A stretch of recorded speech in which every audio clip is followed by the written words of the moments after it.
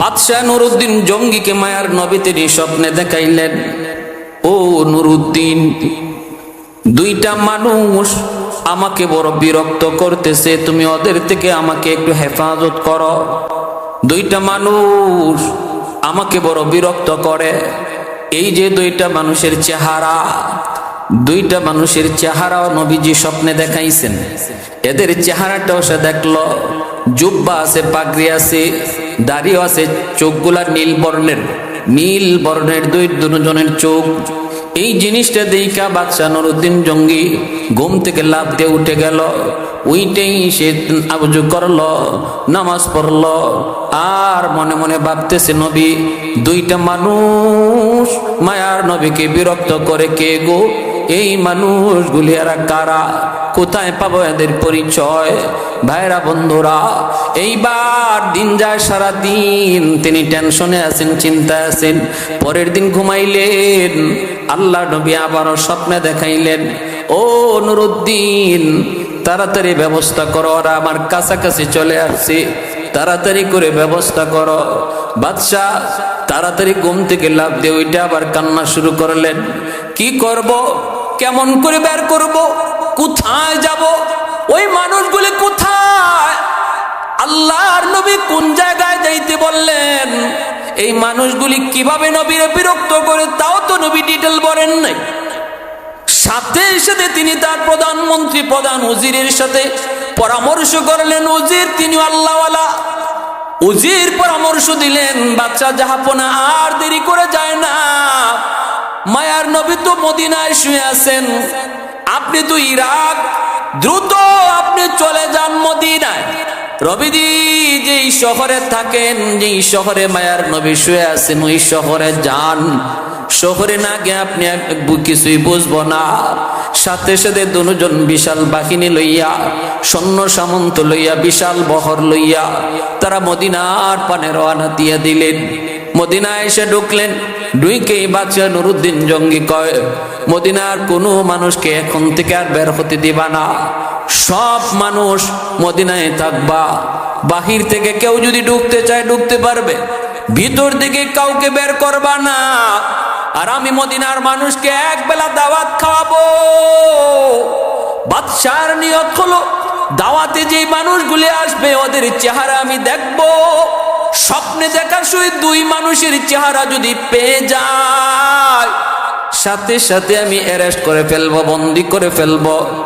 এই বইলা বাদশাহ যখন মদিনার সব মানুষকে দাওয়াত করিলেন, মদিনার মানুষ একজন একজন করে দাওয়াত খাওয়ার জন্য ঘরে ঢুকতেছে, আর বাদশাহ প্রত্যেকের চেহারার দিকে নজর করে। এইভাবে একদিন, দুই দিন নয়, সপ্তাহে সপ্তাহ দাওয়াত খাওয়ানো হয়, কিন্তু ওই মানুষ তো দেখেন না। মদিনার মানুষ, সব মানুষ এসে দাওয়াত খাইলো, কিন্তু স্বপ্নে দেখা ওই দুই মানুষ পান নাই। বাদশা এবার আওয়াজ দেয়া বলতেছে, আর কোন মানুষ কি বাকি আছে বলো? মদিনার মানুষ কই জাহাপনা, আর কোন মানুষ বাকি নাই। মদিনার আশেপাশের মানুষ আইসা আপনার দাওয়াতে শরীক হয়েছে, অতএব কেউ আর বাকি নাই, কেউ বাকি নাই। কয় না, আমার তো মনে হচ্ছে এখনো কিছু বাকি আছে, এখনো কেউ না কেউ বাকি আছে, একটু বলো। আমি বলতেছি বাকি আছে, তোমরা একটু তালাশ করে দেখো, একটু চিন্তা করে দেখো।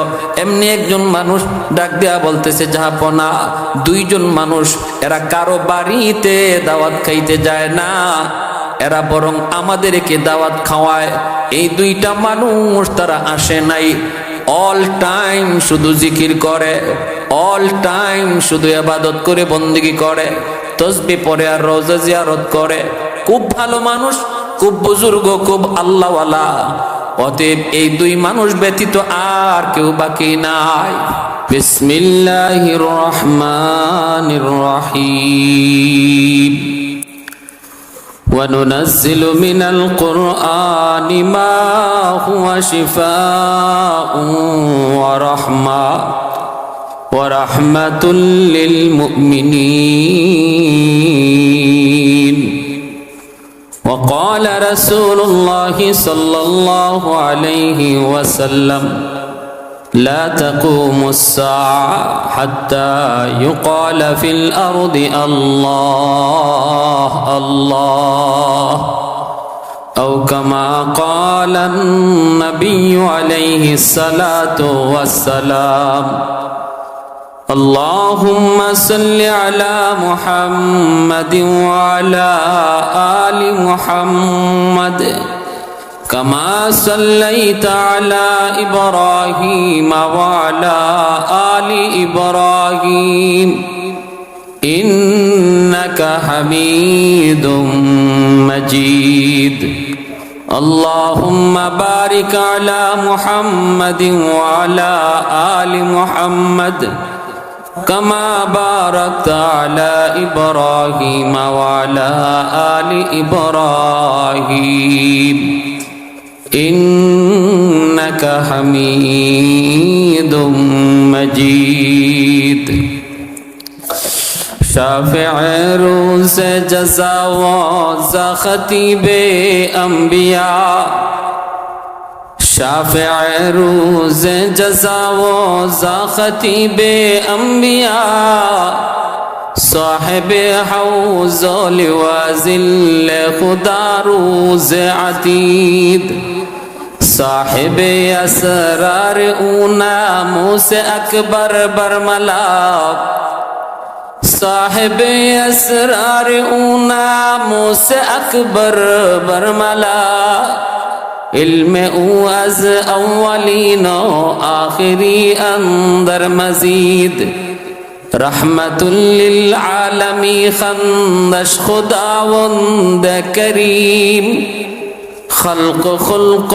قول فعل هدی سمت او حمید لا الہ الا اللہ لا الہ الا اللہ لا الہ الا اللہ لا الہ الا اللہ لا الہ الا اللہ لا الہ الا اللہ لا الہ الا اللہ لا الہ الا اللہ لا الہ الا اللہ لا الہ الا اللہ لا الہ الا اللہ لا الہ الا اللہ لا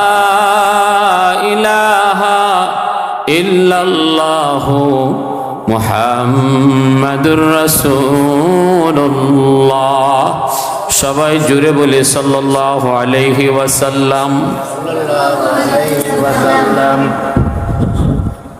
একটি দ্বীনি শিক্ষা প্রতিষ্ঠানের উদ্যোগে আজকের এই ইসলাহি মাহফিল চানপাড়া লন্ডনিবাড়ি মাদ্রাসা বানিয়াচঙ্গের জন্য এই মাহফিলটা ব্যতিক্রম বিভিন্ন জেলাতে আসে ইসলাহি মাহফিল আলহামদুলিল্লাহ তারা এটা চালু করছেন আল্লাহ পাক এই মাহফিলকে কবুল করেন সবাই বলে আমিন মুআজ্জাজ হাজিরিন মাদ্রাসা আছে বলেই আল্লাহর জমিন টিকে আছে কোরআনের শিক্ষা আছে বলেই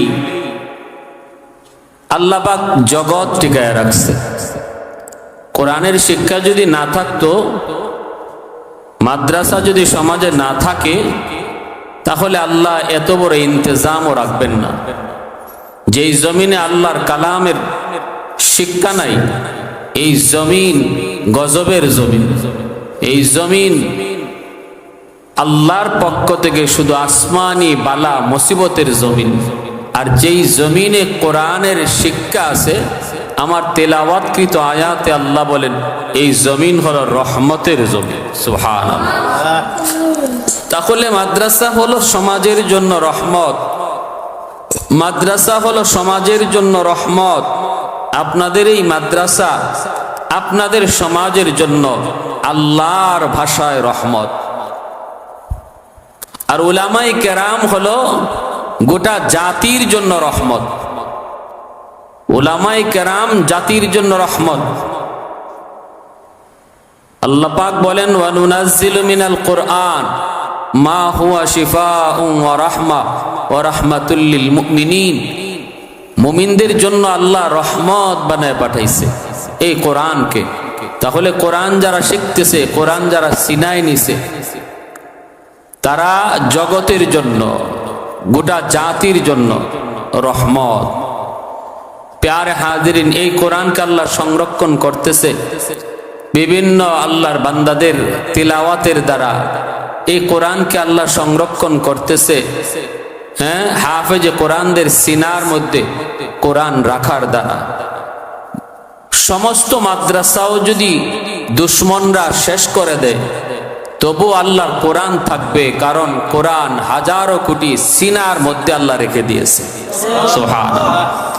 ইন্না নাহনু নাযালনা যিকরা ওয়া ইন্না লাহু লাহাফিজুন। আল্লাহ বলেন, কোরআন আমি নিজে সংরক্ষণ করব। আসমানি আর কোন কিতাবের ব্যাপারে আল্লাহ পাক এই কথা দেয় নাই, এই কথা বলেন নাই যে তাওরাত আমি নিজে সংরক্ষণ করব, ইঞ্জিল আমি নিজে সংরক্ষণ করব। এই কথা আল্লাহ কোনো আসমানি কিতাবের ব্যাপারে বলেন নাই। কারণ হলো ওই কিতাবগুলি ওই জমানার জন্যই ছিল। জমানা শেষ, নবী শেষ, কিতাবও শেষ। কিন্তু কোরআন কোনো জমানার জন্য খাস না, কিয়ামত পর্যন্ত কোরআন থাকবে, কোরআনের হুকুম থাকবে। এজন্য এর হেফাজত আল্লাহ নিজে করছে। সুবহানাল্লাহ। প্যারে হাজিরিন, কিন্তু দেখা যায় আজকে মাদ্রাসা নিয়ে ষড়যন্ত্র, আলেমদেরকে নিয়ে ষড়যন্ত্র, উলামায়ে কেরামের উপরে নির্যাতন। আজকে গতকালও আপনারা হয়তো নিউজে পড়েছেন, যাত্রাবাড়ি মাদ্রাসার একজন হাফেজে কোরআনকে, একজন নির্দোষ হাফেজে কোরআনকে রাজনৈতিক নোংরা রাজনীতির বলি হয়েছে একজন নির্দোষ হাফেজে কোরআন, গতকাল শহীদ হয়েছে, যার নাম হাফেজ রেজাউল, ময়মনসিং বাড়ি। কোনো দোষ নাই, রাজনীতি কি জিনিস বুঝেই না। যাত্রাবাড়ি মাদ্রাসার দাওরায়ে হাদিসের ছাত্র, দাওরায়ে হাদিস পড়ে, গরিব ঘরের ছেলে, সংসারের বড় ছেলে, মা আছে, বাবা আছে, আরো ছোট ছোট ভাই বোন আছে। পড়ালেখার ফাঁকে সে মাদ্রাসার হুজুরের কাছ থেকে অনুমতি নিয়ে বাইতুল মুকাররমের সামনে আতর বেচত। এই আতর বিক্রি করে নিজের মা বাপরেও খাওয়াইতো, সংসারও দেখতো, আর এদিকে নিজের লেখাপড়াও চালাইতো। চিন্তা করেন, সংসারের হালটাও ধরছে, আবার নিজের লেখাপড়াও চালাইছে। এমন একজন হাফেজে কোরআনকে, এমন একজন হাফেজে কোরআনকে যার রাজনীতির সাথে বিন্দু পরিমাণ কোনো সম্পৃক্ততা নাই, নোংরা রাজনীতি কি জিনিস বুঝেই না। নিজেদের ভিতরে তারা নিজেরা দুই গ্রুপে সংঘর্ষ করলো, আর এই হাফেজে কোরআনকে শহীদ করে ফেললো ছুরি দিয়ে আঘাত করে।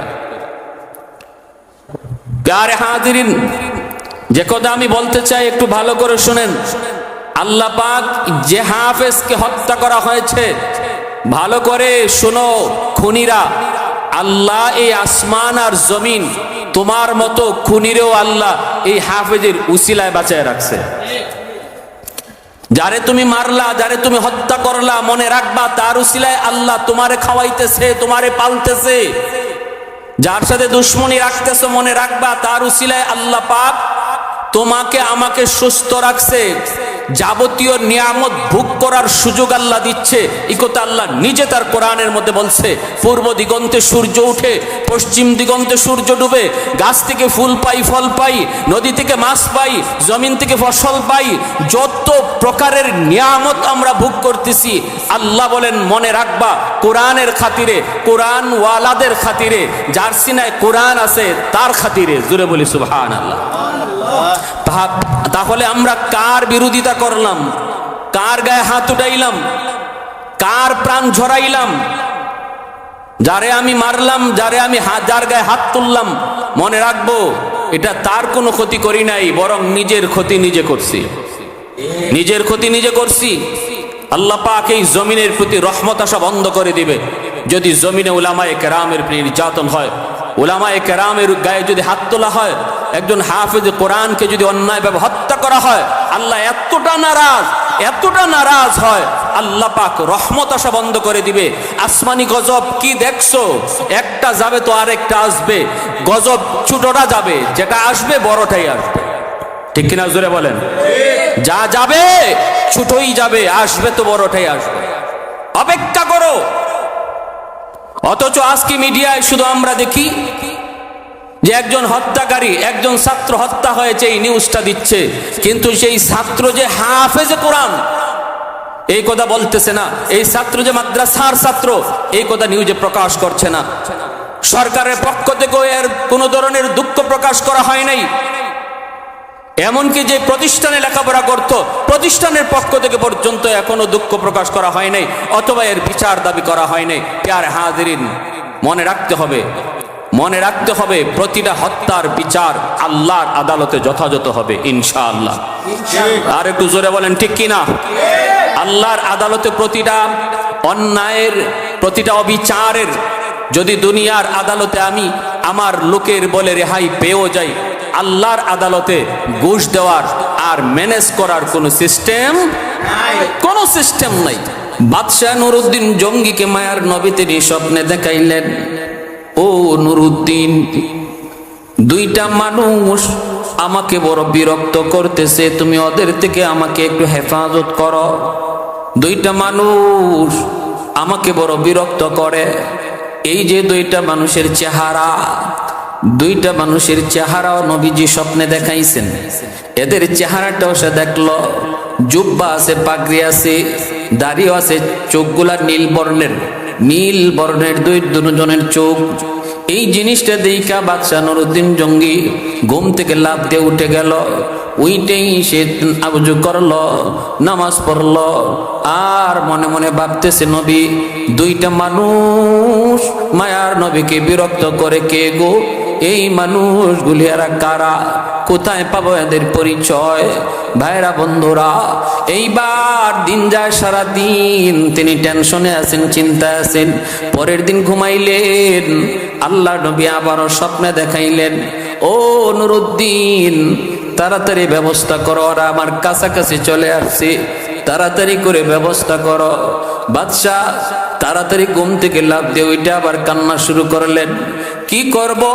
কেমন করে বের করব? কোথায় যাব? ওই মানুষগুলি কোথায়? আল্লাহর নবী কোন জায়গায় যাইতে বললেন? এই মানুষগুলি কিভাবে নবীরে বিরক্ত করে তাও তো নবী ডিটেল বলেন নাই। সাথে সাথে তিনি তার প্রধানমন্ত্রী, প্রধান উজিরের সাথে পরামর্শ করলেন। উজির তিনি আল্লাহওয়ালা, উজির পরামর্শ দিলেন, বাদশা জাহাপনা আর দেরি করে যায় না, মায়ার নবী তো মদিনায় শুয়ে আছেন, আপনি তো ইরাক, দ্রুত আপনি চলে যান মদিনায়। রবিজি যেই শহরে থাকেন, যেই শহরে মায়ার নবী শুয়ে আছেন, ওই শহরে যান। শহরে না গিয়ে আপনি কিছুই বুঝবো না। সাথে সাথে দুজন বিশাল বাহিনী লইয়া, সৈন্য সামন্ত লইয়া, বিশাল বহর লইয়া তারা মদিনার পানে রওনা দিয়ে দিলেন। মদিনায় এসে ঢুকলেন। ঢুকেই বাদশাহ নুরউদ্দিন জঙ্গি কয়, মদিনার কোনো মানুষকে এখন থেকে আর বের হতে দিবা না, সব মানুষ মদিনায় থাকবা। বাহির থেকে কেউ যদি ঢুকতে চায় ঢুকতে পারবে, ভিতর থেকে কাউকে বের করবা না। আর আমি মদিনার মানুষকে এক বেলা দাওয়াত খাওয়াবো। বাদশার নিয়ত হলো, দাওয়াতে যে মানুষগুলি আসবে ওদের চেহারা আমি দেখবো। স্বপ্নে দেখা শুই দুই মানুষের চেহারা যদি পেয়ে যায়, সাথে সাথে আমি অ্যারেস্ট করে ফেলবো, বন্দি করে ফেলবো। এই বইলা বাদশাহ যখন মদিনার সব মানুষকে দাওয়াত করলেন, মদিনার মানুষ একজন একজন করে দাওয়াত খাওয়ার জন্য ঘরে ঢুকতেছে, আর বাদশাহ প্রত্যেকেরই চেহারার দিকে নজর করে। এইভাবে একদিন দুই দিন নয়, সপ্তাহে সপ্তাহ দাওয়াত খাওয়ানো হয়, কিন্তু ওই মানুষ তো দেখেন না। মদিনার মানুষ, সব মানুষ এসে দাওয়াত খাইলো, কিন্তু স্বপ্নে দেখা ওই দুই মানুষ পান নাই। বাদশাহ এবার আওয়াজ দিয়া বলতেছে, আর কোন মানুষ কি বাকি আছে বলো? মদিনার মানুষ কই, জাহাপনা আর কোন মানুষ বাকি নাই। মদিনার আশেপাশের মানুষ আইসা আপনার দাওয়াতে শরীক হয়েছে, অতএব কেউ আর বাকি নাই, কেউ বাকি নাই।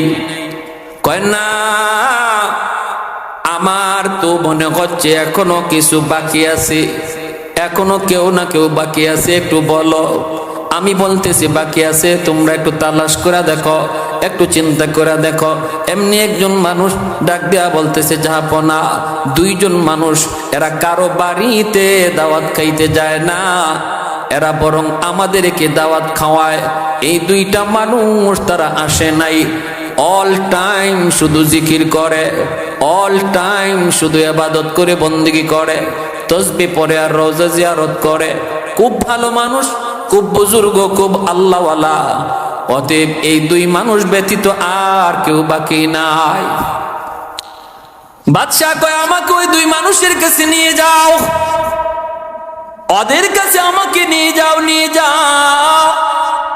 এই বইলা বাদশাহ তিনি তার সৈন্য সামন্ত লিয়া চলে আসলেন। কোথায়? কই ওই যে রওজা শরীফের কাছে, ছোট্ট একটা তাবু, এই তাবুর ভিতরে ওরা থাকে আর অল টাইম শুধু জিকির করে। বাদশাহ তিনি আসলেন, আইসা তিনি আওয়াজ শুনতে পাইলেন, ভিতরে শুধু জিকিরের আওয়াজ, জিকিরের আওয়াজ। নুরুদ্দিন জঙ্গি মন্ত্রী আর পরে তার সৈন্য সামন্ত নিয়ে ঢুকে পড়লেন।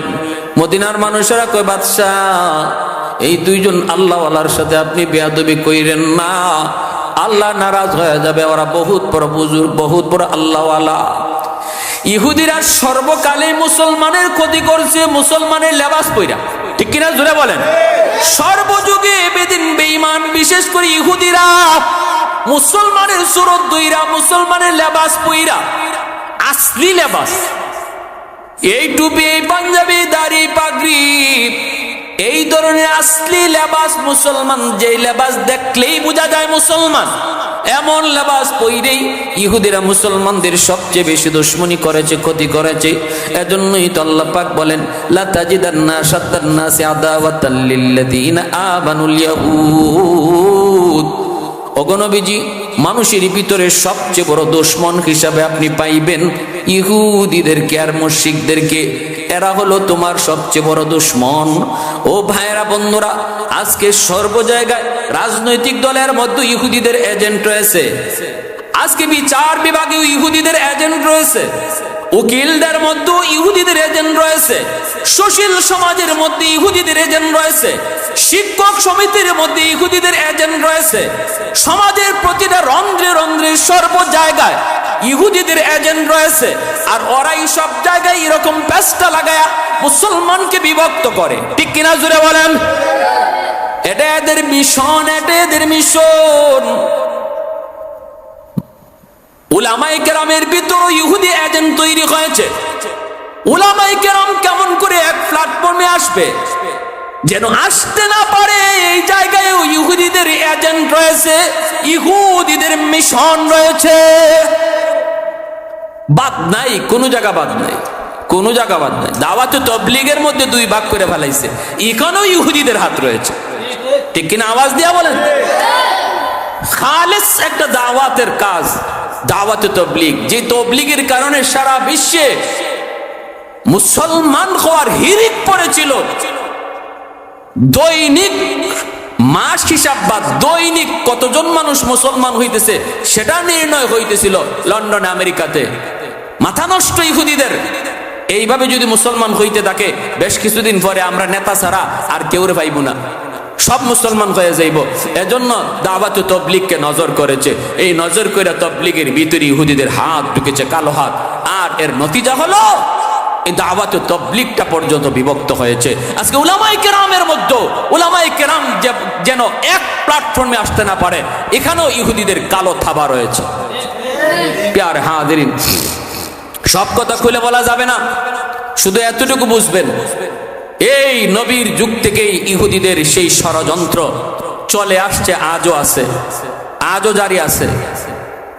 বুঝতে হবে, বুঝতে হবে। যেখানেই দেখবেন যে হক কথা কয় না, অথচ লেবাস লইছে ইসলামের। বুঝতে হবে ভেজাল আছে, ঠিক কিনা? বুঝতে হবে ভেজাল, বুঝতে হবে ভেজাল। কোটি কোটি টাকা, বড় বড় প্রাসাদ, বিশাল বড় ব্যাংক ব্যালেন্স, কোটি কোটি টাকার গাড়ি, এগুলা ইহুদিদের কাছে কিছুই না। ওরা এই সমস্ত জিনিস দিয়া দিয়া আমাদের ভিতর থেকে বেশ কিছু মানুষকে, আমাদের ভিতর থেকে কিছু মানুষকে কিনে নিয়ে যায়, আর ওদের কথাগুলা তার মুখ দিয়ে বলায়। আল্লাহ তুমি হেফাজত করো, সবাই বলি আমিন, আর সবাই বলি আমিন। আজকে হাফেজ রেজাউল করিম হত্যা হয়ে গেল। উলামায়ে কেরামের সংগঠন কি বাংলাদেশে কম আছে? বাংলাদেশে উলামায়ে কেরামের শক্তি কি কম? সারা বিশ্বের মানুষ দেখেছে হেফাজতের কি শক্তি ছিল, উলামায়ে কেরামের এই দেশে কি পরিমাণ ইজ্জত ছিল। লক্ষ লক্ষ মানুষ উলামায়ে কেরামকে এখনো মাথার মুকুট মনে করে। এরপর আজকে একজন হাফেজে কোরআনকে হত্যা করা হলো, কোনো প্রতিবাদ নাই, কোনো প্রতিবাদ নাই। বোঝা গেল আমাদের ভিতরে ইহুদিদের দালাল রয়েছে, ঠিক কিনা?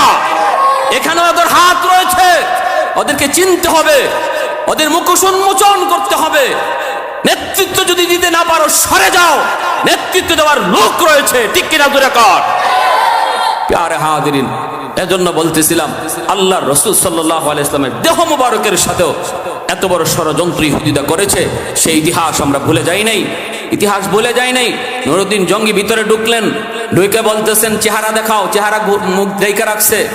পাগড়ি তো দেখছি, ভালো কথা, চেহারা দেখাও। মদিনার মানুষকে হাত জোর করে, জাহাপনা আপনি বেয়াদবি করেন না, আল্লাহর গজব নামবো, আল্লাহ গজব নামবো। এরা আমরারে কত টাকা পয়সা সৎকা করছে, এরা প্রতিনিয়ত আমাদেরকে টাকা পয়সা দিতেছে, খাওয়াইতেছে, সর্বদা আল্লাহ আল্লাহ জিকির করে, সাবধান, এমন করেন না। অতএব বোঝা গেল বড় ভাগড়ি দেখলেই আর বড় জুব্বা দেখলেই আর বড় দাগড়ি দেখলেই হে ইসলামের সাইনবোর্ড না, ঠিক কিনা? জোরে কর। হে ইহুদির দালালও হইতে পারে, ইহুদির দালালও হতে পারে।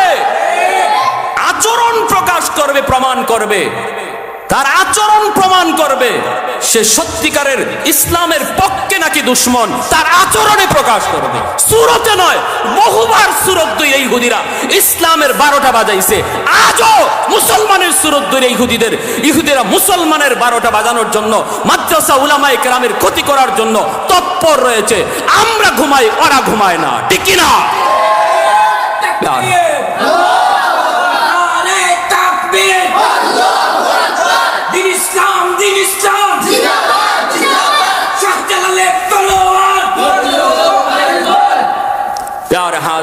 বাদশা বলতেছে, মিয়া পাগড়ি ফুগড়ি দেখায় লাভ নাই, আর লম্বা দাড়ি দেখায় লাভ নাই, চেহারা দেখাও। কারণ চেহারা আমার স্বপ্নে যা নবী দেখাইছেন মনে আছে, ঠিক কিনা? জোরে কোন। যেই চেহারাটা খালি দেখাইছে এমনিই তিনি দেখেন ইন্না লিল্লাহি ওয়া ইন্না ইলাইহি রাজিউন। রাসূল স্বপ্নে যে চেহারা দেখাইছেন, চোখগুলা নীল নীল, অবিকল এই চেহারা পায়া গেছেন। সাথে সাথে নুরউদ্দিন জঙ্গি বলে অ্যারেস্ট করো। যেই মাত্র সৈন্য সামন্ত অ্যারেস্ট করলো, তখন বলতেছে, যাবো না, আমরা তো ভালো মানুষ, আমরা তো খারাপ কিছু বলি না, আমরা খারাপ কিছু করি না, আমরা শুধু রসুলের আশিক, বহুদূর থেকে আমরা আসছি, হজের কাজ শেষ কইরা নবীর আশিক হয়ে এখানে আইছি। বলে আশিক হইবা পরে, সব ঘটনা নবী আমারে জানাই দিছে। সুবহানাল্লাহ। বলে আমি আন্দাজে আইছি না, সচুককে দেখে আসছি। তাড়াতাড়ি বলো, তাড়াতাড়ি বলো। কয় না, আমরা কিছুই করি নাই, আমরা কিছুই করি নাই। বাদশা বলতেছে, তালাশ করো, তালাশ করো। বাদশা তালাশ করে তাদের হুজরা, তাদের এই তাবু তালাশ করে দেয়, কিচ্ছুই পাইতেছে না। বাদশা তো হয়রান হয়ে গেছে, ঘটনা কি? রাসূল বলছে, এই দুইটা মানুষ আমার বিরক্ত করে। বিরক্তটা করতেছে কেমন করে? তালাশ করে তো কিছুই পায় না, কাপড় চোপড় তালাশ করে, এই তালাশ করে, সেই তালাশ করে, পায় না, পায় না। আর মদিনার মানুষ খালি কয়, সাইরা দেন, সাইরা দেন, এরা ভালো মানুষ, এরার সাথে বেয়াদবি করেন না। আর এরাও কয়, আমরা কেন আপনি এরকম করতেছেন, আমাদের সাথে কেন এই আচরণ করতেছেন, আমরা কিছুই তো বুঝি না, আমরা নিরপরাধ, আমরা তো কি যে কোন কারণে তালাশ করেন এটাও জানি না। বাদশা বলে, জানবা পরে, আগে আমি দেখে লই। ভালো করে তালাশ উলাশ করছে, কইরা বাদশা কয়, একটু ঝিমায়া গেছে বাদশা, বুজুর্গ মানুষ, আল্লাহওয়ালা মানুষ, ইলহাম হয়ে গেছে একটু জীবনের ভিতরে। সাথে সাথে বলতেছে, তোমরা যে জায়নামাজে বসা, ওরা যে জায়নামাজে বসা, জায়নামাজ সরাও। তখন জায়নামাজ সরাইছে, সরাইয়া দেখে একটা চাটাই, চাটাই সরাও। চাটাই সরাইছে, সরাই দেখে একটা পাথর। পাথর কেন? পাথর উঠাও। পাথর উঠানোর পরেই দেখে বিশাল বড় এক সুরুং আল্লাহ নবী রওজার দিকে গেছে। নাউজুবিল্লাহ। বাদশা নিজে ঢুকে গেল। দুইকা বাদশা দেখতেছে সুরুং যাইতে যাইতে আর মাত্র একদিন যদি ওরা কাম করত, নবীর কদম মোবারক দেখে ফেলত। বাদশা চিৎকার দিয়ে উঠলো, হারামির দল, এইবার বল কি হয়েছে, কেন এসেছো, কোন উদ্দেশ্য নিয়ে এসেছো, কি মিশন তোমাদের? ধরা খেয়ে গেল। এবার আসল কথা ওরা বলতে লাগলো, আমাদের কি ইহুদিরা পাঠাইছে মুহাম্মদুর রাসূলুল্লাহর দেহ মোবারক চুরি করার জন্য। কোটি কোটি কোটি কোটি পুরস্কারও ঘোষণা করেছে। আমরা আমাদের মিশন আজকে বছর ব্যাপী চালিয়ে যাইতেছি। অল্প করে খুঁড়ি আর অল্প করে মাটি থলিতে কইরা অন্ধকারে ফালাইয়া দেই, এইভাবে আমরা আমাদের মিশন চালাইতেছিলাম।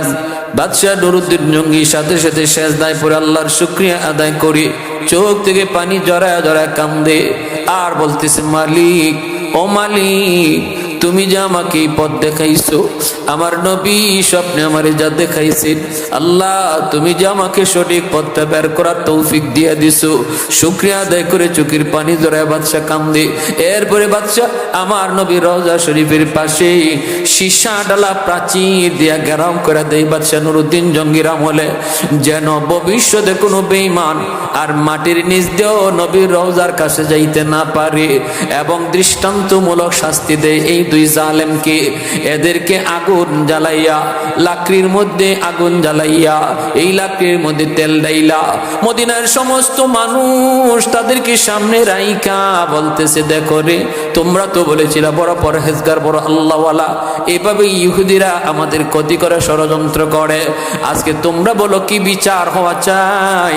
মদিনার মানুষকে আগুন দিয়ে জ্বালায়া দেও, ভবিষ্যতে সমস্ত বেঈমানের জন্য দৃষ্টান্তমূলক শাস্তি বানাইয়া এই দুই দুশমনকে আগুনের মধ্যে ফালাইয়া জ্বালায়া পোড়ায়া ছাই ছাই করা হলো। পৃথিবীর ইতিহাসে আজও নজির ইতিহাসের পাতায় স্মরণার্থ করে লেখা। এজন্য আমার ভাইরা বন্ধুরা, আল্লামা মহিউদ্দিন খান সাহেব রাহিমাহুল্লাহ নবীজি রওজা শরীফের ইতিকথা নামক বইয়ের মধ্যে এই ঘটনাটা তিনি সবিস্তারে এনেছেন। আরো অনেক কিতাবের মধ্যে ঘটনা রয়েছে। এজন্য বলতেছিলাম, ভাইরে মনে রাখবা, এই নবীর মাদ্রাসা, এখানে আমার নবীর আদর্শ শিক্ষা দেওয়া হয়। এই আদর্শ যদি কেউ বন্ধ করতে চায়, আমার নবীর দেহের সাথে যেমন ক্ষতি করতে পারে নাই, বেয়াদবি করতে পারে নাই, আল্লাহ হেফাজত করেছে, এই কোরআনের শিক্ষার সাথেও যদি কেউ দুশ্মনী রাখতে চায়, মাদ্রাসার ক্ষতি হবে না, বরং তার নিজের ক্ষতি হবে। হেফাজত করবে কে? আরেকটু জোরে বলেন, কে? হেফাজতের মালিক আল্লাহ। এজন্য আমরা যদি সমাজে রহমত চাই, ঘরে রহমত চাই, তাহলে মাদ্রাসারে কদর করব, নিজের সন্তানটারে মাদ্রাসায় দিব, নিজের নাতিটারে মাদ্রাসায় দিব। আমার মা বোনেরা যারা আছেন তাদের দিল নরম, মাগো মন কি চায় না একজন হাফেজের মা হতে? মন কি চায় না একজন হাফেজে কোরআনের দাদি হতে? চায় না কি মন তুমি মৃত্যুর পর তো ইমাম সাহেব কবরের পাশে গিয়ে হয়তো দোয়া পড়বে, চোখ দিয়ে পানি আসবে না, কিন্তু আমার সন্তান যদি হয় মার কবরের পাশে, বাবার কবরের পাশে দাঁড়াবে, চোখ দিয়ে অঝরে পানি পড়বে, জানাজার নামাজ পড়াবে, চোখ দিয়ে পানি ঝরবে। মা হওয়া সার্থক, বাবা হওয়া সার্থক। এই মাদ্রাসাকে আল্লাহ কবুল করেন, এলাকার প্রতিটা ঘর থেকে এক একজন হাফেজ আল্লাহ কবুল করেন, সবাই কোন আমিন। এবং এই মাদ্রাসা যারা পরিচালনা করতেছেন, এই দেশে আছেন যারা, লন্ডনে যারা আছেন, আলহামদুলিল্লাহ প্রত্যেক এই যারা সহযোগী আছেন, তাদের এই সহযোগিতাকে আল্লাহ হাসরের মাঠে নাজাতের উসিলা বানায় দেন, এবং তাদের আওলাদ থেকে আলেম হাফেজ আল্লাহ কবুল করেন, সবাই বলে আমিন। মাদ্রাসার ছাত্র যারা আছে এখানে, এই প্রতিটা ছাত্রকে আল্লাহর দিনের একজন বড় বড় দায়ী বানান, মাদ্রাসার ছাত্রগুলিকে আল্লাহ বড় হাফেজ বানান, আলেম বানান। ওয়া আখির দাওয়ানা আনিল হামদুলিল্লাহি রাব্বিল আলামিন।